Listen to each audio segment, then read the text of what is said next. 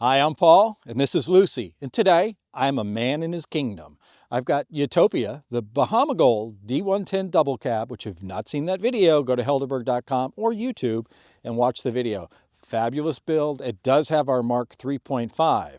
And then, of course, I have Draco. But before I get into the videos, let me just talk about something that I think a lot about. And that's, it seems like we are a society that's trained to focus on specifications. And what I mean by that we're a society that we've been trained to ask specific questions, even though we can't correlate the answer to what it really means. My point being that you've been trained to ask the question, how much horsepower? Or how many megapixels on that camera or that phone? And while we associate a higher number with more quality, a Helderburg is quite different. And what I mean by that is when I'm talking to a client, I'm asking questions like, what is your lifestyle? How many people are you driving with? You know, when you're out, who's your favorite person? How old are they? Do they have friends that come along? So a Helderburg is built by lifestyle, and Draco was built by poetry.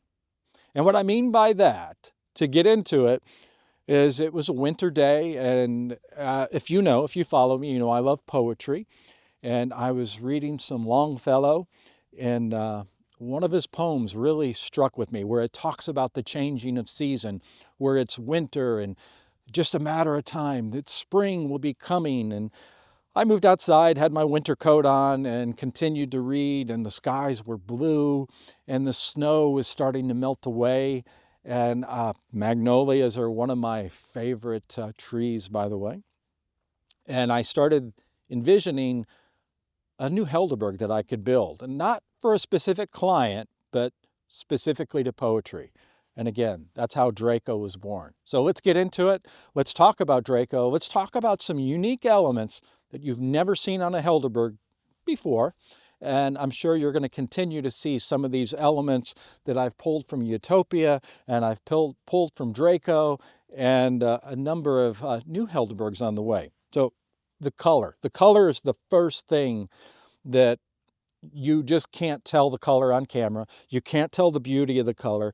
And I will tell you, it probably looks a little white, but it's not white. It's not a bright white. This is a Magnolia Crème. And while it has a white appeal, it has a little bit of a pinkish undertone. And I know you're saying, oh, pink, no, no, no. But this is a color that you have to see in person. It is absolutely stunning, beautiful. It's a color I've never done before. And I have a client that's now become, I guess you'd say, a friend, that we share text and cars and all that. And she's really passionate about cars. And I thought it was pretty funny when we were building her D90, she said, I don't want a smoker's white, if that makes sense. This is not a smoker's white. This has like I said, a pink undertone, but it's something you absolutely have to see that's beautiful. And then, of course, I did all the silver accents. So the silver Defender, the silver grille, the bumpers, we custom painted this. These are our standard bumpers with the little tip up, and then the red tow hooks for a little splash of color, the broken beam headlights that you would always expect on a Helderburg, the billet aluminum headlight surrounds with the H on it, and then again, all of the silver accents. The top wing vent is silver, both of them, which are billet aluminum, it's a chunk of aluminum that's been milled out, CNC'd. The brackets on the bonnet, the windshield brackets, all of this is silver, and we painted everything silver. So it was a vibrant silver, and we could have the same silver throughout the entire vehicle. It does have the 300 TDI. It has been performance tuned. And if you've been watching the videos, you know this is a complete body off frame restoration. So starting with the engine is completely disassembled all the way down to the block. The crank is pulled out. The crank is sent out for some special magic that we do. And then crank goes in, The new pistons, the new rings, the new cylinder head, the new injectors, everything's new, 100% new when it comes to the engine. It is the original block, it is the original frame. The frame gets completely stripped, bead blasted, it gets sent out, it gets powder coated, and back to the paint. The paint that you see on the top is as beautiful on the bottom. So we flip all the parts, we do the back side, the front side, but everything is disassembled. There's no such thing as pulling glass and then spraying stuff or maybe pulling the doors. Everything's disassembled. Every single part is put on a rack and is painted separately. Let me move over to the side because I want to talk about the stance and I want to talk about the usability. So you, of course, have the two doors up here, and then you have this entire soft top area which allows for center-facing benches. So you have double the center-facing benches that you would normally have in a 110 5-door wagon.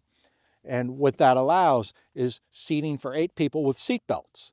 And what I really enjoy about a 2-door 110 is that driver and passengers right here, and then you do not have that second row of the buckets or the benches facing forward, which creates a separation from the people that are in the cargo area.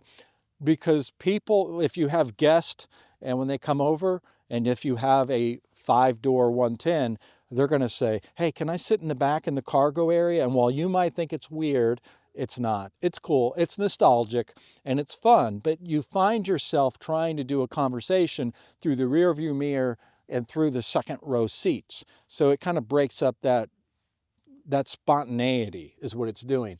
And then if you have more people that are sitting in the second row, then you're looking in the mirror and you're trying to see around their head, and they're moving their head out of the way so you can see the individuals in the cargo area. But again, a 110 double cab allows you, or not 110 double cab, sorry, a 110 2-door allows you to have conversation with everybody that's in your party. So moving back, the Magnolia Crème, love this color, silver accents, but then to represent the dark skies, the blue in the sky, that's where I went with the navy blue top, which, I mean, I'm asking you guys, when's the last time you've seen a navy blue soft top on a classic Defender?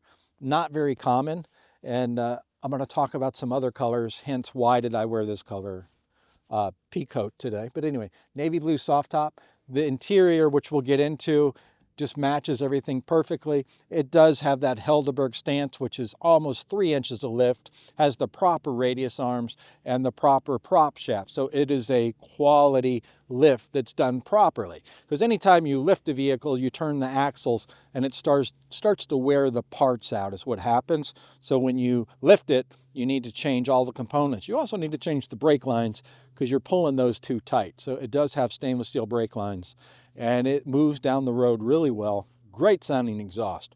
Notice it does not have a step-up bar that I normally do. It has the individual step, which folds up out of the way. And let's fold that. And a little muddy, I've been out driving it.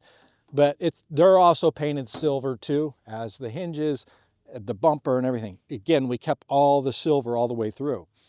And then if you know anything about the roll cage systems when it comes to a soft top, these are generally powder black or they're galvanized steel, which gives that patina. But what we did is we disassembled the entire roll cage system here and we painted it all silver to match the front bumper. So everything is put together the way it should be. Removing the top, that's a question I get a lot of times. So we did these really quick snaps. You can remove this top your first time around in about 10 minutes, and then putting it back on is about 15 minutes. After you get the hang of it, it's about 5 minutes to remove it and 10 minutes to put it back on. You have some Velcro straps in here. You pull the 2 Velcro straps, you pull the 6 hooks, and then you're done. You fold the top up from the rear towards the top. You get up to this point, and then there's a piece of rubber that runs through the front channel. You untuck that, fold that back, pick the top off, put it in the back or leave it in the garage. I'm excited about this truck. Hopefully you can tell that, but let's move around, and Lucy's gonna attack the UPS guy now. But anyway, so let's move around. Let's talk about the rear. Let's get into the cargo area. Let me show you some of the things that we've done there, because this is a pretty exciting build for me. And I'm just visualizing who's going to be the owner and what type of friends do they have, how big's their family, do they have dogs? Because again, this is a very versatile body style in my opinion. But let's look at the rear, the interior now. So Draco, the two-door 110 is Lucy approved. I just want you to know that. She does approve of this one, therefore I approve of it. And I even matched her collar to the blue inside the interior too. So it's all about matching. You should definitely match your dog's collar and your outfit to your Helderburg. I mean, it is a lifestyle vehicle is what it is. So moving to the back, there's a lot of things in here that you may or may not notice because I wanted to, whenever I'm designing a Helderburg, I want everything to flow. I want everything to go together. I don't want anything to stand out. And I mean, and that's the same as if you're decorating a home. It's just the same. If you wear an outfit, nothing should really like, pow, stand out. And that's what I did here. At least that's what I believe, but you tell me. Does everything flow? Does everything look nice like it should, like everything is in place? So Magnolia Crème exterior and then a nice cream interior. And this leather is from Scotland and it's a very thick leather. It's our traditional Helderburg leather, which is very thick, on average about 5 ounces. So this is not a standard upholstery leather. It's almost a boot leather is what it is. And for the simple reason that you see how Lucy is climbing all over the seats. So it is dog friendly, kid friendly, and can take a lot of abuse. It would be really hard to scratch this leather. But what we did do with the leather too, and I'll just kind of bring a cushion out. You can see how easy the cushions are. They just tie in, and then that allows you to fold the rail or the seat base and give you more room, but it only sticks out a little bit. But the Crème interior, and it's perforated. So it's a perforated diamond stitch, and then this is all through the vehicle. This one's got a little bit of dirt, but you get my point. And then, of course, it's a Helderburg, so the quality's there. Normally, you would expect to see a fabric on the back as a cost savings alternative instead of making it all leather, but we make it all leather. And then it even has the binding, which gives a real nice thing. Everything is double stitched, which is a stitching that you would see like on a saddle for added strength too. And I mentioned seat belts. So there's 2 seat belts per section. So there's enough seating here for 8 people. And then moving into the carpet is a very plush carpet. This is the type of carpet that you would expect to see in a Rolls-Royce or a Bentley. And then I did all the binding on it too. The binding is not vinyl, the binding is leather. Again, a lot of times on carpet, you would see it to be a vinyl binding as a cost savings effort. Also, the vinyl binding is easier to sew, so it makes putting the carpets together an easier process. But we don't cut any corners, and I love the smell of leather, which, by the way, I can definitely smell the leather right now. So perforated, Rolls-Royce Bentley type carpet, leather binding, and then moving into the seats in the back, you will see that I did the saddlebags on the back of the seats here too.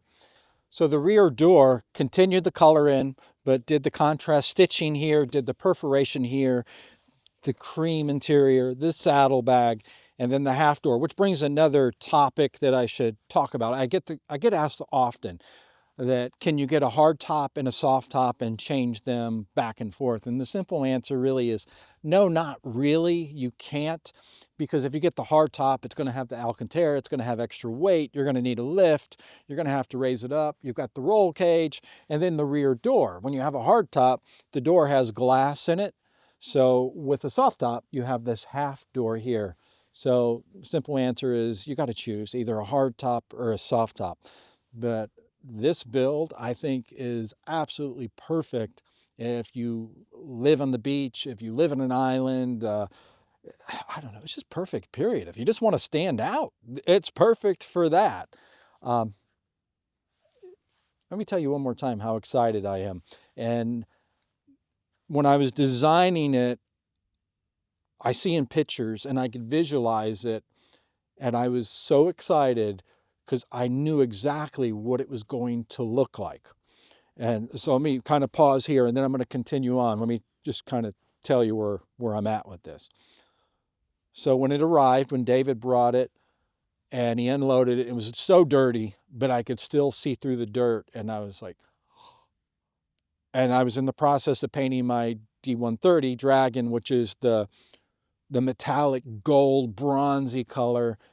And I said, oh, maybe this is the color for a 130. That's how much I love this color. And I'm not big on blues and I'm not big on whites, but this Magnolia Crème color and the ivory interior with the perforation and the silver accents. And I'm not normally a silver. I'm usually go with black, you know. But when I seen it, I was like, oh. So don't be surprised if you see me driving a 130 before too much longer that is a design of this, kind of a representation of this. So one more thought, and I want your comment. I want your thoughts on it. If you can visualize this, imagine this color, since it is magnolia, that it has a little bit of a reddish pink color to it. I almost built a two-door D90, and if you're interested in it, call me. This color, but the top would be the color of my pea coat. A little more burgundy though, more of a burgundy color because it probably has a little bit of a brown undertone. But imagine this color with burgundy, a deep burgundy, and then the interior would be the cream in the burgundy here too. All right, so that's enough of my design thought. Now let's move to the bumper. Let me show you what's going on here. Well, I'll just leave this open for you. Notice how the bumper is a little different. This is the side step bumper versus the normal NAS bumper that I do a lot of times that has a receiver hitch right there. This one you can add the receiver easily. It's just 4 bolts to add it on. But I like this. It's a nice step. It's a little change from what the norm is. And then again, it complements where I always do the galvanized end caps, which this is a Helderburg statement. The reason I do that is I'm showing that everything was disassembled and everything was built back. You just don't see this on the vast majority of builds out there that you're choosing from. And if you look along the body and you look at all the rivets, you'll see that there's absolutely no paint on these rivets because I wanted to continue the silver accents. And I mean, even on Utopia, I mean, there's paint on those rivets, but there's absolutely no paint buildup because all those paints, all the paint, all the rivets, everything's new. But again, I left all the rivets unpainted. Creates more work, but you know, each one should be one of a kind and unique. But I think that kind of covers this section. Now, let's go to the front. Let's talk about the seats up there and see if we can get Lucy to move off the seat a little bit. So now that we're at the front, you can see the cream interior and the perforation, the diamond stitch. But here's some things I want to point out when it comes to the interior that, again, everything should flow. Everything should go together. Nothing should stand out and go, whoa, that's too much. What I did with the interior, with the perforation and the diamond stitch, is within the diamond stitch, I kept the stitch the same color as the leather. Because if you start doing the stitching in a contrasting color, it looks way too busy. It's too much. And it's one of those scenarios, just because you can doesn't mean you should. And but I did pull the blue that you see everywhere else. I did some contrast, but I did it on the edge of the seats and the very edge of the diamond stitch, and that was it. So you can see how it pulls in. And then of course the Helderburg logo that's in the headrest itself, and that nice subtle soft blue representing the sky. And then the blue here with the silver accents, silver door handles, which we painted those two to match the bumpers, and then wrapped it with leather. And you notice on the light blue, I did the contrast where I did the cream stitching here to pull everything together. Center console, I didn't do the locking one. I do a lot of times the locking one, but I wanted to be able to see all the perforation. I didn't want the lines to be broke up.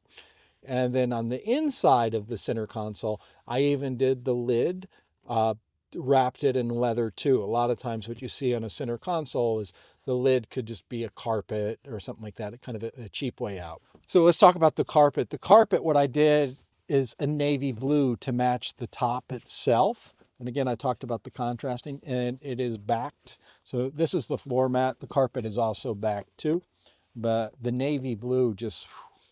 And I did this in a navy blue, a darker blue than the interior. matching the top again. And the reason that I did the interior in a little bit of a lighter blue than the top is to create that contrast. If I made this a dark blue like the top, it would look too heavy. It wouldn't flow. It'd look a little blocky is what it would do, if that makes sense.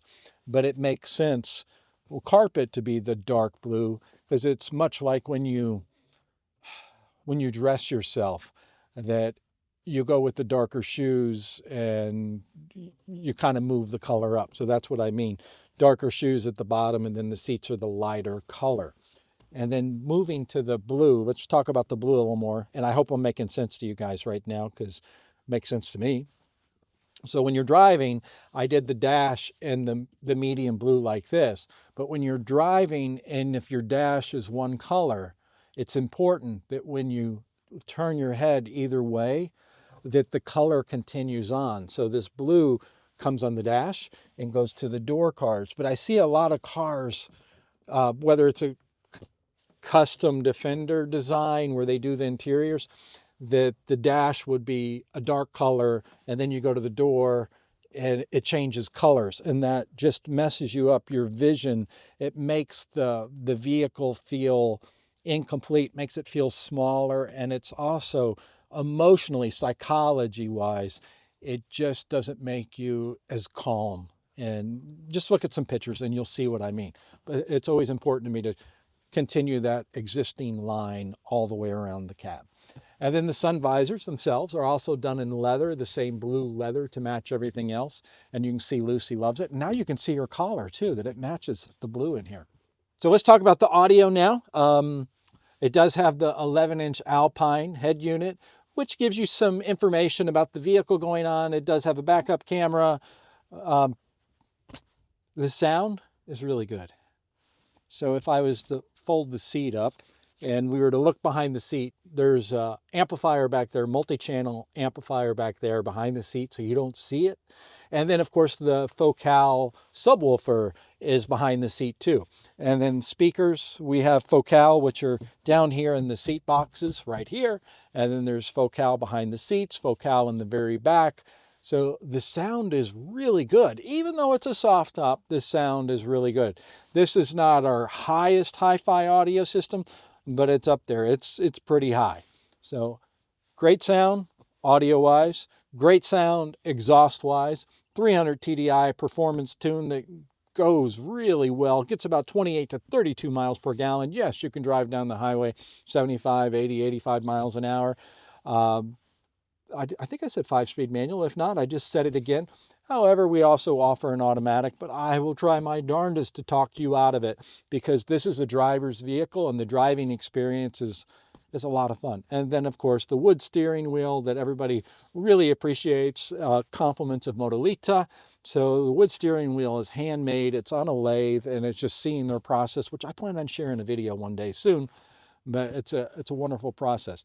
It is a Helderburg, so you know one thing that's absolutely fact, and that everything is hand-built, everything is custom, and there's really not many parts in a Helderburg that come off of the shelf. Hence why it takes over 3,000 hours to build a Helderburg.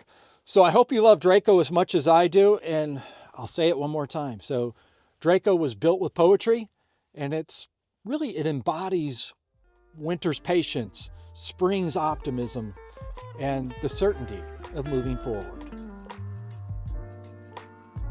The birds are silent in their nest. The world is white with snow. The winds are blowing from the east, as if this would never cease. But still, the days go slow. The sun is bright. The air is clear. The darting swallows soar and sing. From the stately elms I hear the bluebird prophesizing spring.